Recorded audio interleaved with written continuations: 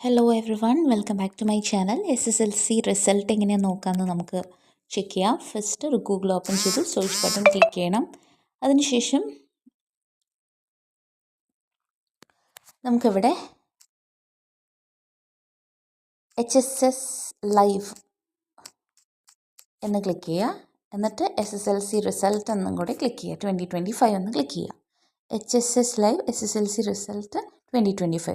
First കാണുന്ന Kerala SSLC result 2025 എന്നുള്ള ലിങ്കിൽ ക്ലിക്ക് ചെയ്യണം. അതിൽ ക്ലിക്ക് ചെയ്ത് കഴിയുമ്പോൾ ഇതാ ഇങ്ങനൊരു പേജ് ഓപ്പൺ ആയിട്ട് വരുന്നുണ്ട് അല്ലേ. ഇതിൽ നമുക്ക്